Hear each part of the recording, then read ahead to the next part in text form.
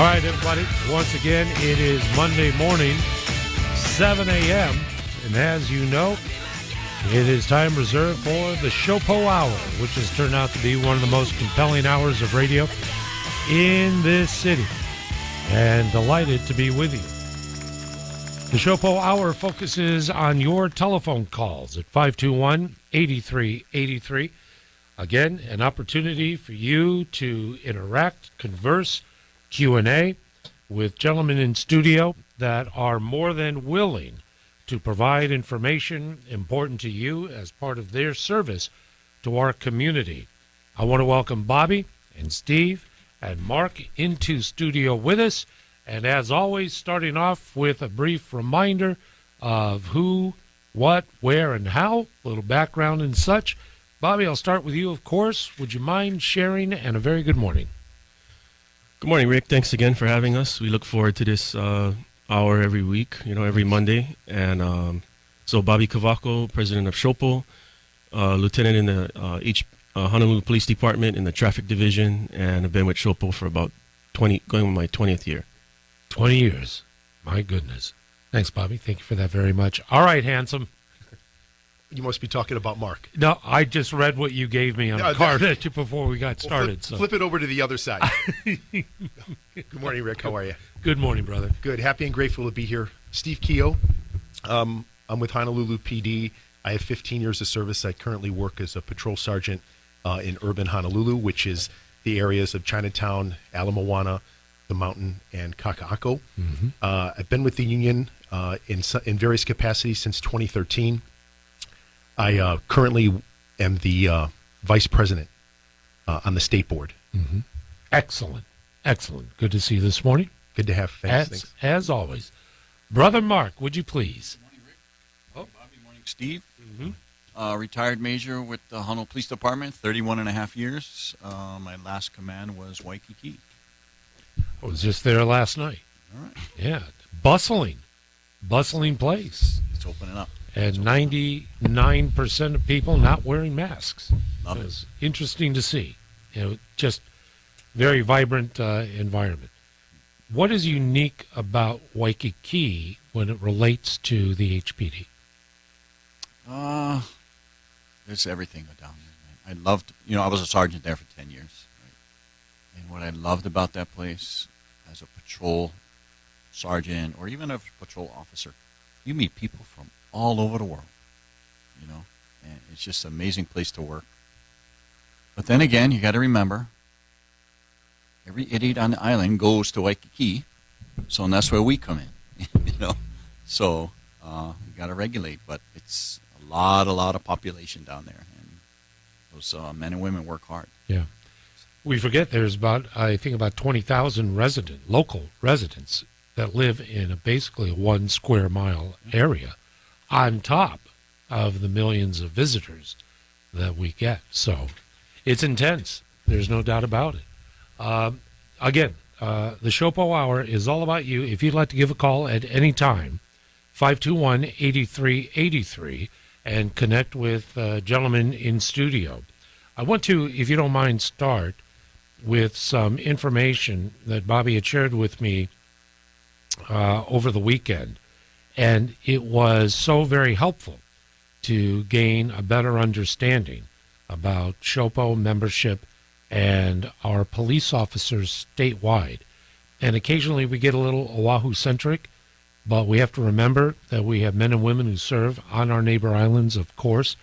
And what you shared with me, Bobby, I was wondering if you could walk us through a bit, because it covered the grand scope of unfortunate loss, end of watch, and the impact that the lives of our police officers have on a community. If we start with Maui, would you mind what you shared with me? Yeah, so with Maui, our Maui members, the police department, we highlighted in a video our officers led by Lieutenant Terrence Gomez of the department, and we highlighted their volunteering their time coaching flag football. Mm-hmm. And they do this on a weekly basis, and just giving back to the community, helping those Kiki, really bring out that volunteerism, that want to coach the kids to be good role models for them. So we did a short video highlighting that aspect of what they do for the community, and it's all out of love. And you got people like Kavika Ornelis, who's a cop now, that used to play defense for UH, on the collegiate level. So we wanted to really bring out that aspect of what our officers do on their off-duty time, to help the community.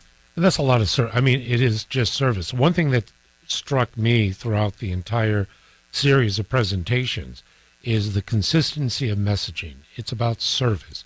Every person that appeared, either a board member or in attendance of events, that's what they cite. It's about service. And can you help us understand what's the catalyst for that, Steve? The service element that our officers live every day of duty. Sure, I think it speaks to the character of the men and women that choose to get involved with those kids over there on Maui.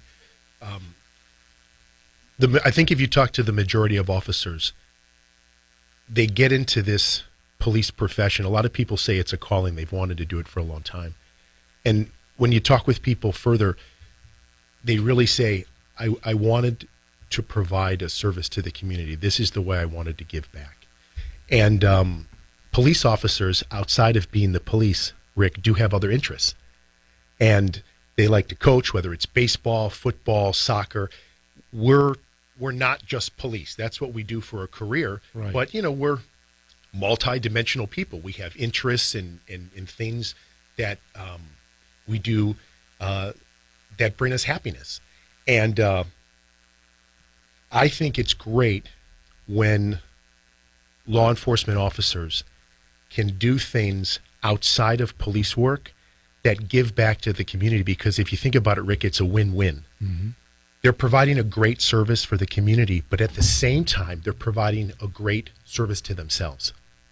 Kind of like almost a therapy, kind of a therapeutic way to do it. You bet. So it's a win-win. Cops, they put the uniform in the closet. They go ahead, put on their coaching jersey or their judo gi or whatever they do that makes them feel good, and then it's a win-win. It's a way for them to give back, do something that they love and they're passionate about. And I think it's super important when officers can have interests outside of the department.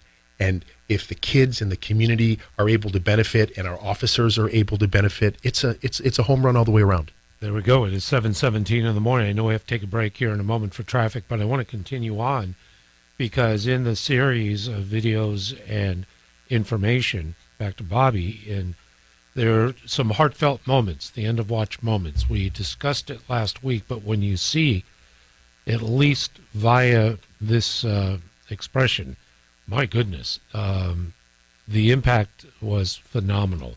And our officer that we lost on Kauai, could we start there, please, and share?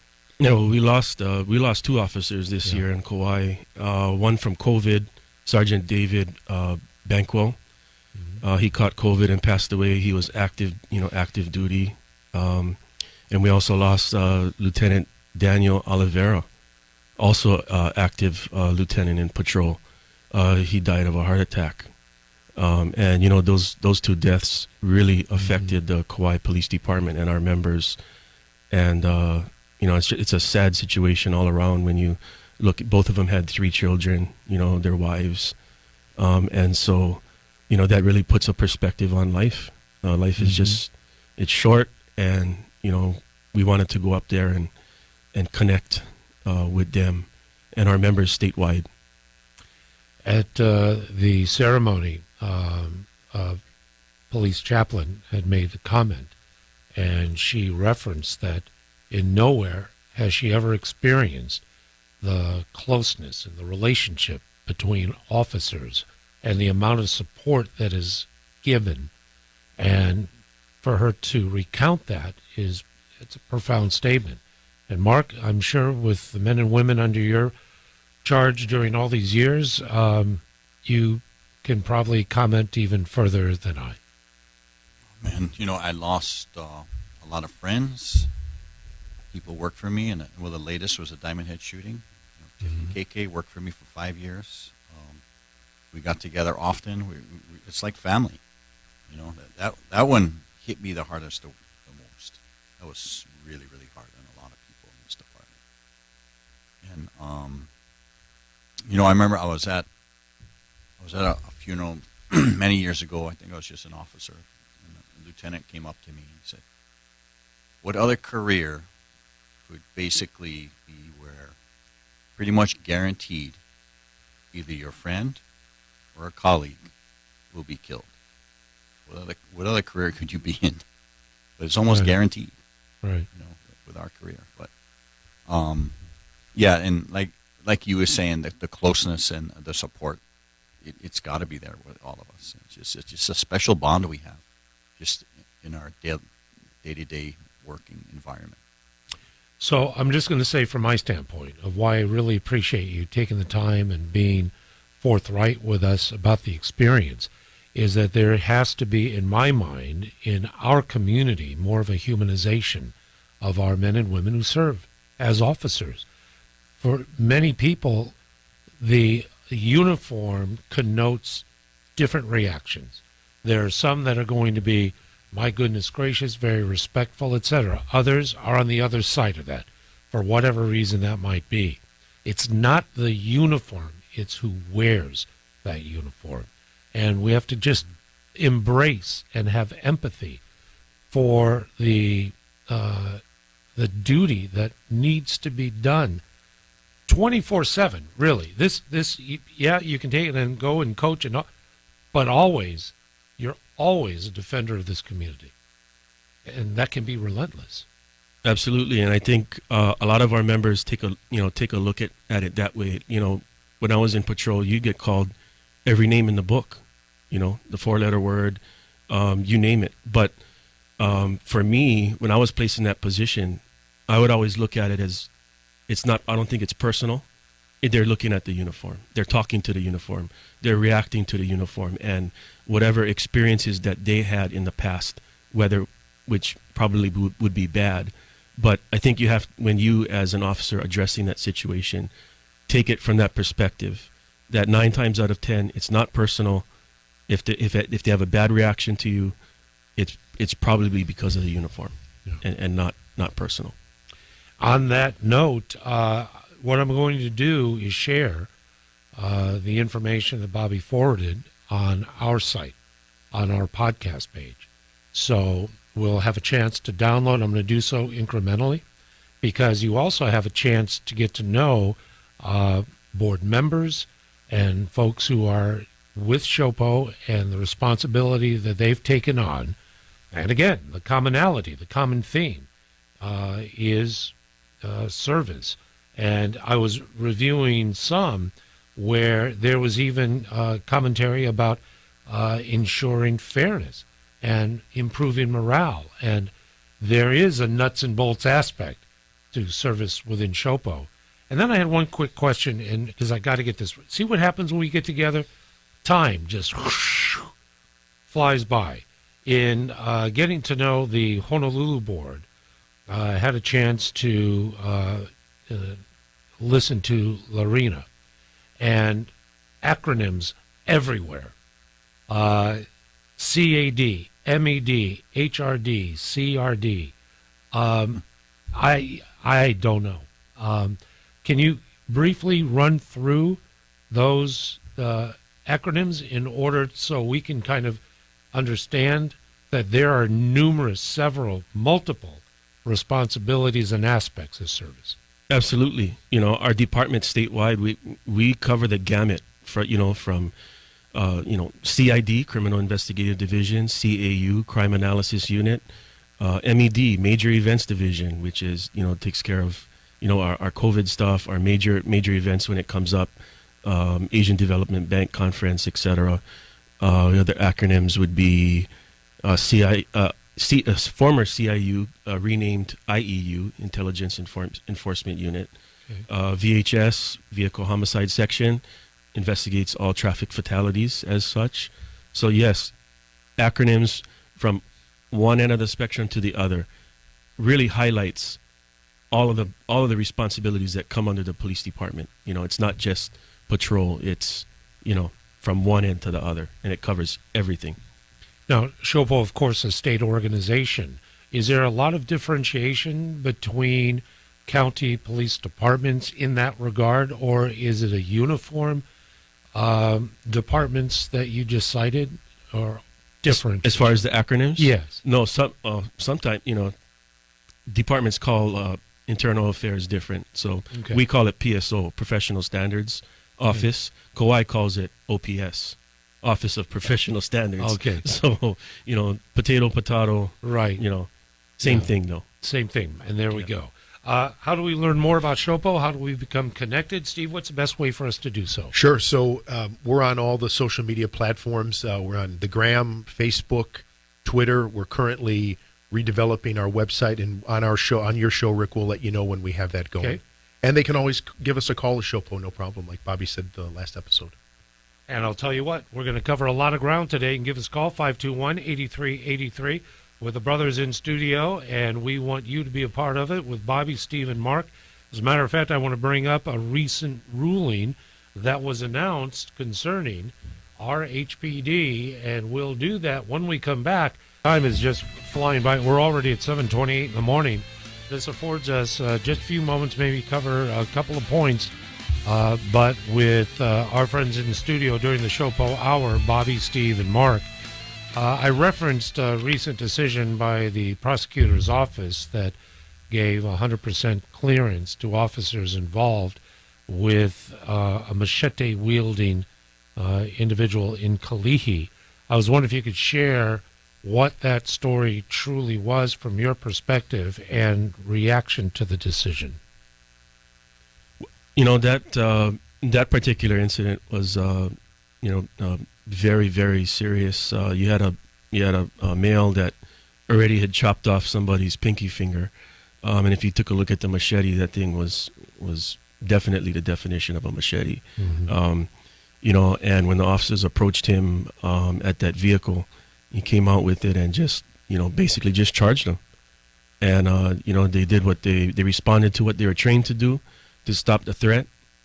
And they stopped the threat, and they did what they had to do in order to protect them and as well as the public. So we agree with Prosecutor that the shooting was justified, and we're appreciative that they came out with that decision.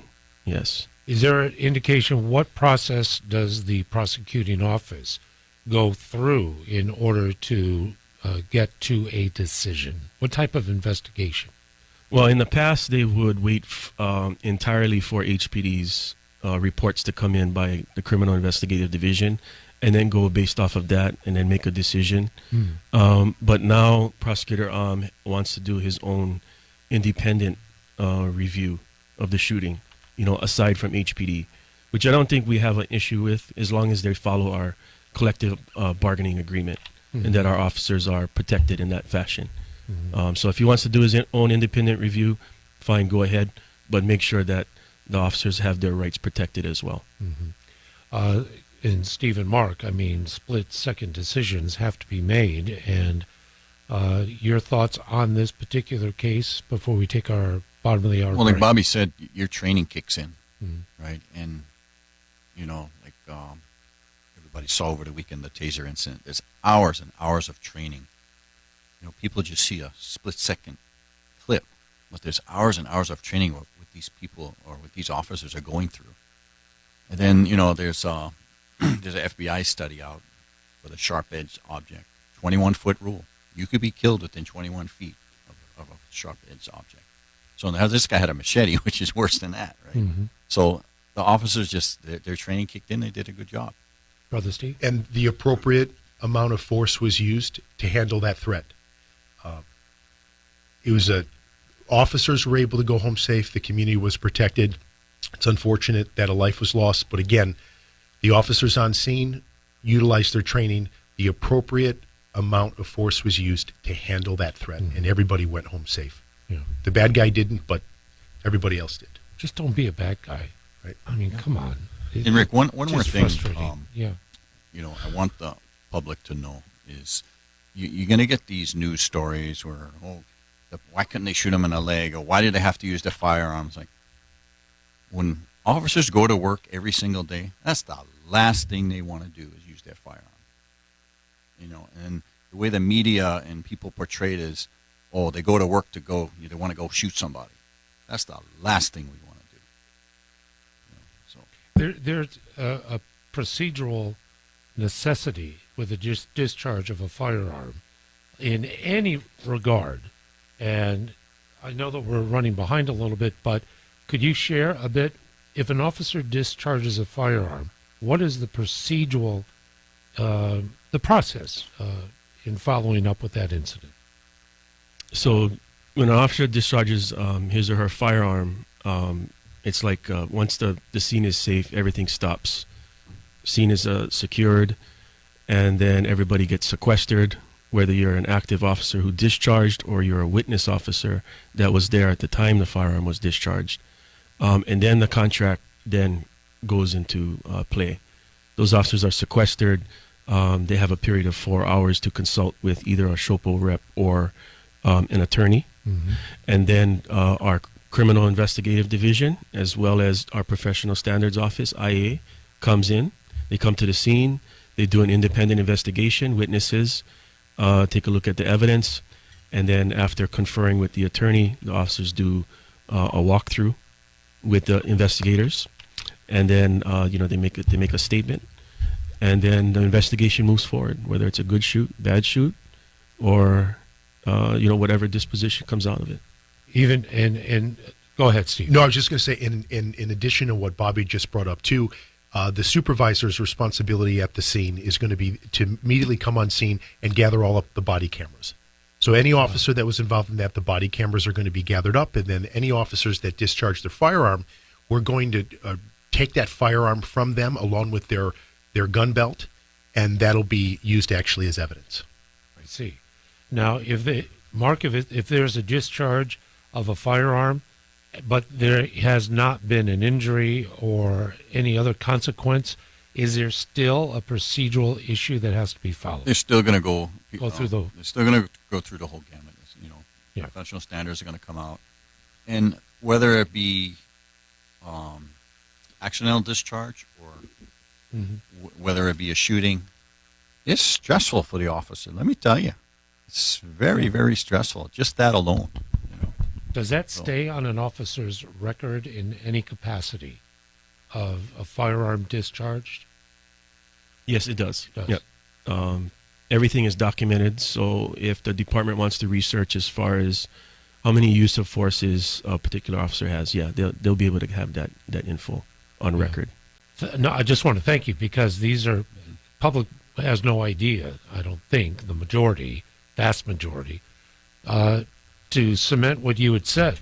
Nobody wants to walk out in the field wanting to have to use their weapon. I mean, I can't imagine that anybody would, Steve. Rick, and again, the department's going to do its due diligence and get documentation, but I have friends in the department that have been involved in shootings, and I can tell you this, it's documented inside of them. They carry that with them their whole career. Whenever an officer discharges their firearm, they remember that day, they remember the events, they remember the circumstances around it.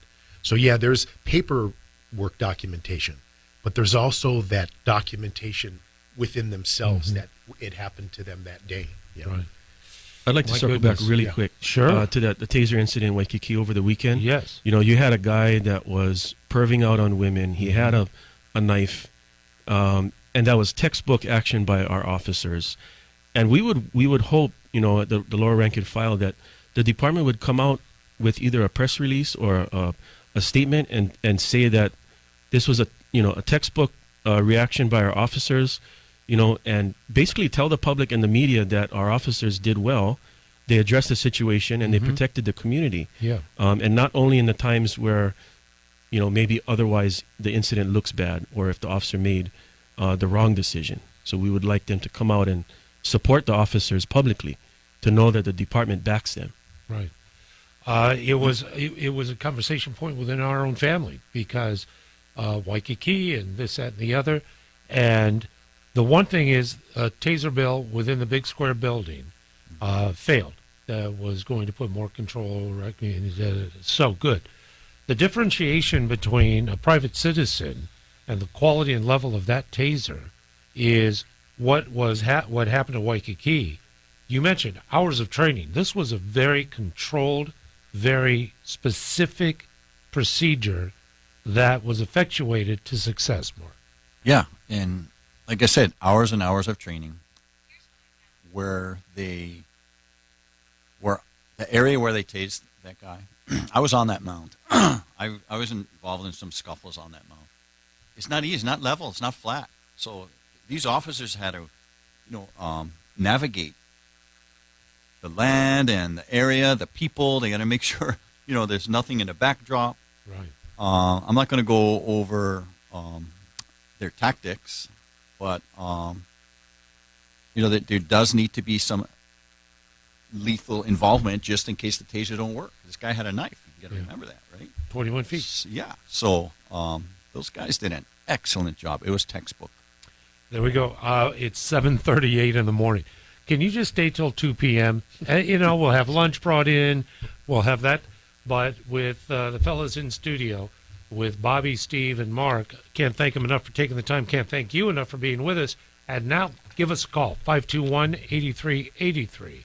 If there's a question, comment, or observation that you'd like to share, feel free to do so. We're going to cover a couple of different things, which includes bail. And what does that mean? We'll tackle that after this. Using time available, and want to jump into thoughtful conversation. Bail reform. These are two words, when you put them together, causes a little bit of anxiety.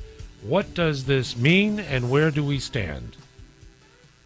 Oh, where should I start with this? I mean, these legislatures and senators, people, you guys got to wake up and vote new people in. So I'm going to give you an example. House Bill 1567, and it's getting a little bit of traction. I'm going to read it. Eliminates the use of monetary bail and requires defendants to be released on their own recognizance for certain nonviolent offenses, subject to exceptions. Basically, they want to release all misdemeanor or petty misdemeanor offenses, except for abuses and all that, right? Can't they take a look at New York and see what's going on? And the rest of the country? You letting these people out? What's going on? And just look at what happened in Kapolei. Right. That wasn't a bail reform thing, but he was released by the prosecutors, not by the police. The prosecutors turned around and said it was a mutual thing between us and between the prosecutors and police that he should be released. Negative. We want to charge everybody. The prosecutors release them. We don't have the authority. You keep letting these people out. Broken windows theory. The small things add up to big things. So that's number one. Number two, and it's a number of these politicians. No bail, no bail, no bail. You think crime's kind of up there now? Wait. What's the bill number again, so folks can track it? It's House Bill 1567. 1567. Yeah. And usually there's a companion bill in the Senate. So I didn't look it up. I didn't look at that side. But a couple of years ago, they pushed really, really hard for bail reform. I had to go testify against it. And then last year it kind of fizzled out, but then they're at it again. Just when you think it can't get any more outrageous, right? For your listeners that are driving to work in their cars that hear this and think that's outrageous, they're thinking properly. Bail reform, what do you have to reform? Depending on the offense that's committed, for a person to not spend time in jail during the judicial process, they get to bail out.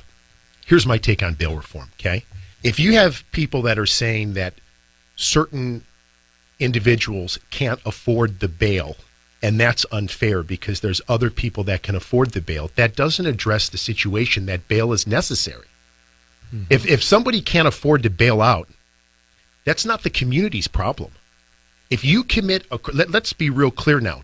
You have victims and you have criminals, and in our justice system, everybody has due process. I get it. But if the police arrest you and they have probable cause that a crime occurred, and you're now going into the criminal justice system, there's a bail.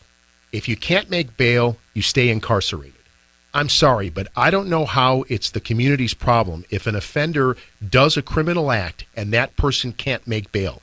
Their social status, their history with their parents, where they went to school, how they were raised, that shouldn't come into play.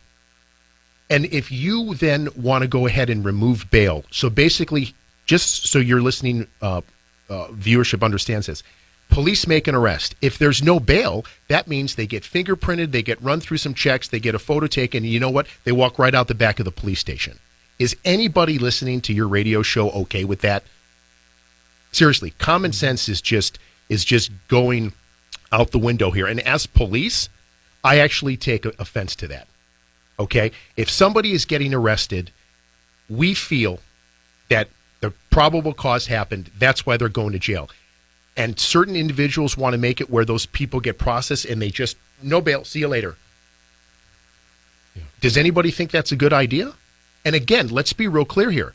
It's not the community's problem if an individual that commits a criminal offense doesn't have the money to make bail. Maybe they should have thought about that before they decided to do the criminal offense, right? It's my take on it. Amen. Bobby? It's exactly what Steve just said at the end. Don't commit the crime. You don't want to go to jail, then don't commit the crime. Follow the laws. You know, the legislature makes the laws, we enforce the laws, and then the prosecutors charge, and then it's up to the judges whether or not they get convicted or not, and whether they spend time in jail. That's your whole criminal justice system. And, you know, for the legislature to go down this road of bail reform, it shouldn't matter in your social status. It's decisions. And where is the deterrent, Rick? We talked about this last week. Where is the deterrent for this bad behavior? And where it's very dangerous that as a community, we start going down a slope where we want to focus on the offender more than the victim. Let's be real clear here now, right? The victims are the victims. The offender is not the victim. We can give the offender some programs and help him or her get on the right track. But at the end of the day, the victim is the one that was victimized, not the offender. And you have things like bail reform. Does that benefit the victim? I would ask any politician or any supporter of bail reform, have they been a victim of crime? Have they been robbed? Have they been assaulted? Have anybody that they love been a victim of crime like this? And then let's see if they're still talking about, oh, bail reform's a good thing. Obviously not. No. Moving through the big square building, and again, track the bill itself, because you'll learn who the introducer is and which committees and what the votes are in committee. If it's a crossover from one chamber to the other, you can track it, and that is on the agenda. I'll tell you what, time is flying by again. 521-8383. If you want to join us, have a few minutes remaining. The SHOPO Hour, heard every Monday at this time. I'm glad you're with us, and we'll return. Time is flying by, as always, with the SHOPO Hour. Bobby, Steve, and Mark in studio, and want to get to at least one call today, and that call goes to Jerry out in Kapolei. Jerry, good morning, and you're on the SHOPO Hour. Good morning. Hey, morning, Rick. So I'd just like to discuss that bail reform issue. It's kind of something I've always been thinking about. I think there is merit to the idea of bail reform. I do have a real problem with some people being able to afford bail and some not. It doesn't seem like a equal application of due process. So I think there is some merit in the idea of bail reform. I agree that there has been some severe problems with the way it has been enforced in other parts of the country right now. But to say that somebody gets off because they don't pay bail is not correct, because they still do have to face the charge, whatever they're charged with. What we need are speedy trials so people don't spend long times in prison because they can't afford bail. Okay, Jerry, hold on. Don't leave yet, Jerry. Want to allow a little bit of reply and response, gentlemen? Sure. Good morning, Jerry. Thanks for your call. I agree with you. I don't think people should be spending long amounts of time in jail. I think that's accurate. My follow-up question would be, where's the deterrent then? Because, for example, the current bill, at least here in Hawaii, is no bail for misdemeanors and petty misdemeanors, meaning that police would bring these individuals to the station, they would get fingerprinted, processed, and then they would just get right out the back door. I was just wondering what your thoughts were on that. Well, the idea is to get them charged and found either guilty or not guilty as quickly as possible. If they're found guilty, then they do their time in prison or they pay their fine or whatever the penalty is. But they need to get processed. Sure, I understand about that, but what I'm saying is, just because it's something that we do on the regular, if there's no cool-off period for them, they're literally brought to the station, and then they're let right out the back door. I was just wondering if you knew that. If there's no bail for misdemeanors or petty misdemeanors, there'd be absolutely no incarceration time at all for any of those offenses. I was just, does that change your position at all? Well, there should be, if you're found guilty. First of all, you're presumed innocent, right? Until you've actually found guilty in a court of law, you're presumed innocent. Once you're found guilty, then you pay the penalty. But just because you haven't paid bail doesn't mean you still don't have to face the consequences of your action at some point. Sure, I agree, and that's what makes our criminal justice systems great, is that everybody is presumed innocent, and they'll get their day in court. The question becomes with bail. So just again, because I didn't hear you answer the question, for you then, it would be okay for someone to be brought to the jail for a petty misdemeanor, they're processed, and then they're just let right out. Is that okay? I'm just asking for clarification. Well, yeah, in principle, yes. In theory, yes. Now, of course, like I say, to this point, there have been problems with that approach, and maybe we can tweak that. If there's somebody's really is a danger to the community, there can be some modifications to that. But in principle, until you're found guilty, and if you can't afford bail, I just don't think it's fair for one person to be let free and another who may be possibly innocent of a charge to be put in jail while the other one gets off. Well, Jerry, first of all, Jerry, thank you for your call. We're up against the clock, but Bobby, please. Yeah, well, that's great, Jerry. I hope you feel the same way if somebody comes to your house and breaks into your car or steals your fishing poles from your garage. Yeah. You know. Therein lies the conversation. Jerry, I thank you very much because we're right at the top of the hour, and appreciate your call very much. Final thoughts. We're in the final minute as we get towards the top of the hour. I'm going to turn it over to Mark Criccio, Steve, and then Bobby. Mark, final thought. Well, just everybody monitor this legislative season. See what your senators and your representatives are supporting and what they are introducing. And I think you'll have a real eye-opener of what they're doing in that square building. And vote different next time. Brother Steve. Sure. Again, we're happy to be here. We appreciate the opportunity. We appreciate all the callers calling in. It's great to have dialogue, healthy, robust discussion. And we're looking forward to do it each and every week. And we can agree to disagree on a lot of different matters. The main thing is that we're having a dialogue, and that at the end of the day, we all agree that Honolulu is one of the greatest cities that we could be living in, and we just want to make sure that everybody is safe. Yeah. Amen. Brother Bobby, please. Well, I want to give some recognition to an officer on the Big Island last week that was recognized by the Aloha Exchange Club as Big Island's Officer of the Year, Officer Ben Nishimoto. He was involved in an incident last year where there was a domestic dispute at a residence, and the male came to the door with a high-caliber rifle, and he fired off multiple rounds at the officers, and unfortunately, that person died, but Officer Nishimoto returned fire and really protected the family and the officers in that incident, so he was recognized, and we'd like to give him Amen. Consideration. Amen. The SHOPO Hour on News Radio 830 KHVH. Thank you, gentlemen. It's 8 o'clock.